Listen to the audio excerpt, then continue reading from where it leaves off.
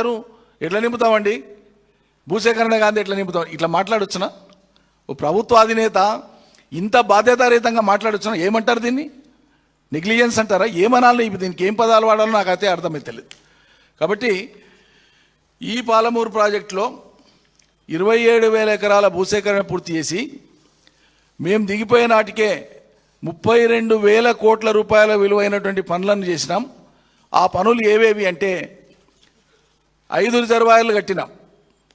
ప్రజలకు తెలిసినవైనా మళ్ళొకసారి చెప్పాలి కాబట్టి నేను చెప్తున్నాను. నార్లాపూర్, ఏదుల, వట్టెము, కర్వెన, ఉద్దండాపూర్ 5 రిజర్వాయర్లు కట్టినాం. ఈ 5 రిజర్వాయర్ల యొక్క ఇంపౌండింగ్ కెపాసిటీ, నీళ్లు ఆగి ఉండేటువంటి కెపాసిటీ 68 టీఎంసీలు.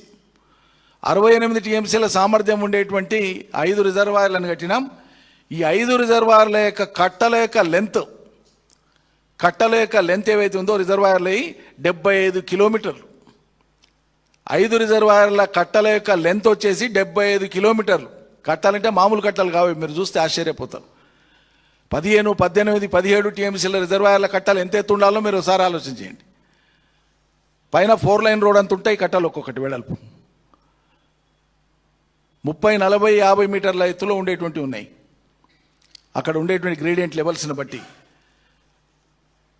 ఆ తర్వాత పంప్ హౌస్లోకి వచ్చేవి వచ్చి, లెంత్లో కెనాల్ లెంత్కు కనెక్ట్ చేసేవి వచ్చి, అండర్ గ్రౌండ్ టనల్స్ ఏవైతే ఉన్నాయో ఒక్క టనల్ యొక్క వ్యాసార్థము, డయామీటర్ అంటాం. ఒక టనల్ యొక్క వ్యాసార్థం 11.5 మీటర్లు, అంటే 11.5 మీటర్లు. 11.5 మీటర్లు అంటే దాదాపు 35 ఫీట్లు. 35 ఫీట్ల వ్యాసార్థంతోనే ఉండేటువంటి టనల్స్ 120 కిలోమీటర్ల నిడివిన పూర్తి చేసినాం, కంప్లీట్ చేసినాం ఎప్పుడో. ఆ తర్వాత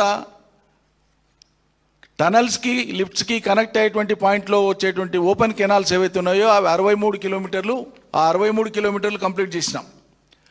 వీటన్నింటి దగ్గర సర్జ్ పూల్స్, పంపింగ్ కోసం అవసరమైనటువంటి ఎలక్ట్రోమెకానికల్ వర్క్స్ అన్నీ కూడా కంప్లీట్ చేసి 34 పంపులను ఫిట్ చేసినాం. ఒక్కొక్క పంపు 145 మెగావాట్ల పంపు ఒక్కొక్కటి. పాలమూరు రంగారెడ్డిలో ఒక పంపు 145 మెగావాట్లు అంటే ఒక్క పంపు 2 లక్షల హార్స్ పవర్ల మోటార్ అన్నమాట. ప్రపంచంలోనే హైడ్రో ఎలక్ట్రిసిటీ ప్రాజెక్టులో వాడేటువంటి పంపులు ఇంతకు పెద్దవి ఉన్నాయి, కానీ లిఫ్ట్ ఇరిగేషన్లకు వాడేటువంటి పంపులలో ఈ మోతాదు 145 మెగావాట్ల కెపాసిటీ ఉండేటువంటి పంపులు ప్రపంచంలోనే ఎక్కడ లేవు. KCR government, Telangana government was the Pioneer in this. వీటిని చూడడం కోసం, వీటి ఆపరేషన్ని చూడడం కోసం, వీటి ఇన్స్టాలేషన్స్ చూడడం కోసం, వీటి ఎఫిషియన్సీని చూడడం కోసం విదేశాల నుంచి ఇంజనీర్లు వచ్చిపోయినారు. కానీ ఇక్కడ ఉండేటువంటి కాంగ్రెస్కు, ముఖ్యమంత్రికి, ఆయన పార్టీ నాయకులకు, వాళ్ళ ప్రజాప్రతినిధులకు కళ్ళు కనిపించవు, అర్థం కూడా కాదు. ఇరిగేషన్లో ఓనమాలు కూడా రానటువంటి భట్టి విక్రమార్క, నాకు చాలా బాధ అనిపిస్తుంది ఈ మాట అనడానికి.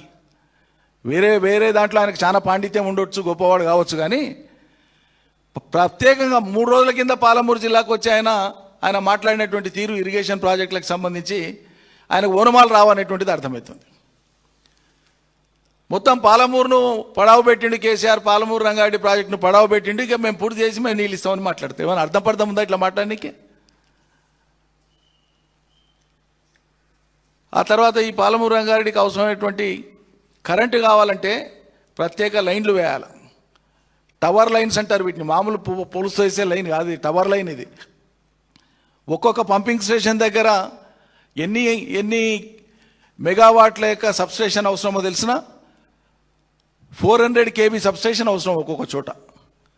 4 పంపింగ్ స్టేషన్ల దగ్గర ఒక్కొక్కటి 400 kV సబ్స్టేషన్ని ఏర్పాటు చేసినాం.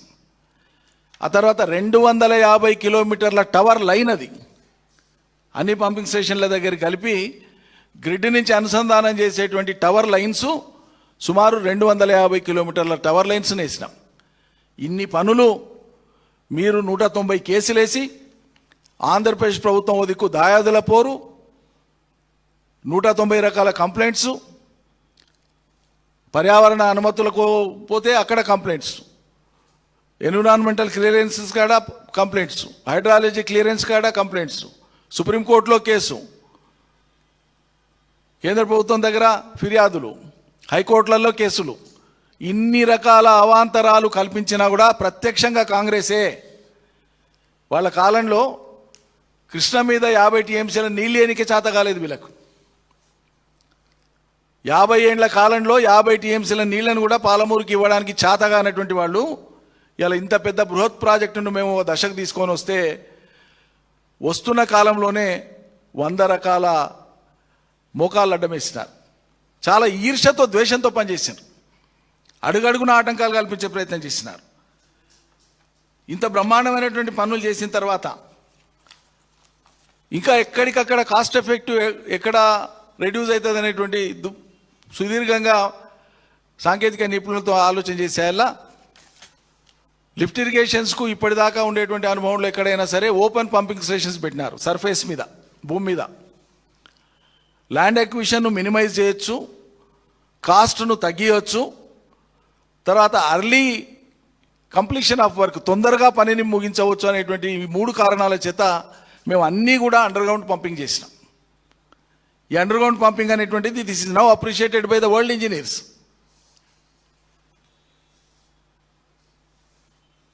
ఈ రకంగా అద్భుతాలు సృష్టించి కూడా ఏనాడు మేము గొప్పలు చెప్పలే. పని జరగాలి, ఫలితం రావాలి, ప్రజల జీవితంలో మార్పు రావాలి, ఇది మాత్రమే మా లక్ష్యంగా పెట్టుకొని పనిచేసినాం. కానీ అలా మేం చేసిన పనులకు, మేము కట్టిన బిల్డింగ్లకు రిబ్బన్లు కత్తరించి ఇది నేనే చేసిన అనుడు, ఇది ఎక్కడి నీచత్వం అండి, నాకు అర్థం కాదు. ఇప్పటిదాకా అయింది, ఇది అయింది, ఇక్కడి నుంచి మేము చేసినామంటే అర్థం పర్థం సింగారం దానికోటి. ఈయన పాదం మోపినాక నీ మోటార్ ఆన్ అయింది, నీళ్ళు వచ్చినట్టు నాకు సిగ్గు అనిపిస్తుంది ఇట్లా మాట్లాడితే. 34 నెలల కింద నీకంటే ముందు కేసీఆర్ స్టార్ట్ చేసి వచ్చిన దాన్ని వీళ్ళు నువ్వు చేసినా అని చెప్పి నువ్వు క్లెయిమ్ చేసుకోకపోవచ్చు. నీ సమక్షంలో అన్నప్పుడన్నా వారించాలి, కనీసం మాట్లాడేటప్పుడన్నా దాన్ని కరెక్షన్ చేయాలి. అది విజ్ఞత, ఉందాతనం, సంస్కారం. ఇవన్నీ మాకు లేవు అంటే మేము ఏం చేయలేం. ఇవి లేవు మాకు, మేము పాటించామంటే మేము చేయగలిగింది కూడా ఏం లేవు. ఇవాళ కొత్తగా జడ్చర్ల కాడ మాట్లాడేటప్పుడు ముఖ్యమంత్రి గారు మాట్లాడి తెలిసి మాట్లాడిండో మరి ఆయనకి ఎవరు అడ్వైజ్ ఇస్తుంటో తెలియదు. నేను 120 టీఎంసీలు నేను అనుమతులు తీసుకొని వస్తా. 120 టీఎంసీలు ఎత్తుకునే విధంగా ఇన్ఫ్రాస్ట్రక్చర్ కంప్లీట్ చేసిన మహానుభావ. జీవో ఇచ్చేటప్పుడు టెక్నికల్గా పొరుగు రాష్ట్రాన్ని దృష్టిలో పెట్టుకొని వ్యూహాత్మకంగా వ్యవహరిస్తాం ఎప్పుడు కూడా ప్రభుత్వం. నువ్వు దేవలసింది అలా నిజంగా తెస్తే 40 టీఎంసీలు డిండి కోసం తీసుకురా పర్మిషన్ అదనంగా. 120 టీఎంసీల కోసం పాలమూరుకు ఆల్రెడీ జీవోలు ఇష్యూ చేసినవి ఉన్నాయి. నువ్వు కొత్తగా చేసేది ఏం లేదు. డిండి కోసం తీసుకురా చేతనైతే, డిండి కోసం తెస్తే సరిపోతుంది. ఇంకో ముఖ్యమైనటువంటి విషయం ఏంటంటే కృష్ణా బేసిన్లో, పాలమూరుతో పాటు కృష్ణా బేసిన్లో ఉండేటువంటి ఇతర ప్రాజెక్టులు అన్నీ కూడా కలిపి అప్ టు ఖమ్మం, నల్గొండలో కానీ పార్ట్ ఆఫ్ రంగారెడ్డి కానీ ఖమ్మంలో పార్ట్ కానీ కలిపి కృష్ణా బేసిన్లో ఉండేటువంటి ఇదివరకే జీవోలు విడుదలై ఇదివరకే పనులు ప్రారంభించబడి ఇదివరకే అమల్లో ఉండి ఇప్పుడు అమల్లోకి వస్తున్నటువంటి అన్ని రకాల ప్రాజెక్టులకు కలిపి ఇరిగేషన్ డిపార్ట్మెంట్ వాళ్ళతో తీసుకున్నటువంటి వివరాల ప్రకారంగానే ఆయా లిఫ్ట్ ఇరిగేషన్లకు లేదా ఆయా కెనాల్స్కు, ఆయా ప్రాజెక్ట్స్కు, ఆయా కెనాల్స్కు అన్నింటికీ అవసరమైనటువంటి నీటి వినియోగం మొత్తం ప్రాజెక్టులకు సంబంధించి ఎంత అంటే మనకు 588 టీఎంసీల నీళ్లు కావాలి కృష్ణలో. ఇది కొత్తగా మనం అలొకేట్ చేసుకునేది కాదు. ఆల్రెడీ మనం కంటెంప్లేట్ చేసి మనం మొదలుపెట్టి ప్రారంభించి కొన్ని ఫలితాలు వచ్చి కొన్ని ఫలితాలు రానుండి ఉన్నటువంటి మొత్తం ప్రాజెక్టులు కృష్ణా బేసిన్లో ఉండేటువంటి వాటికి 588 కావాలి. డ్రింకింగ్ వాటర్ కూడా కలుపుకుంటే దాదాపు 600 టీఎంసీ పడుతుంది. మనం చేసుకోవాల్సినటువంటి పని అది.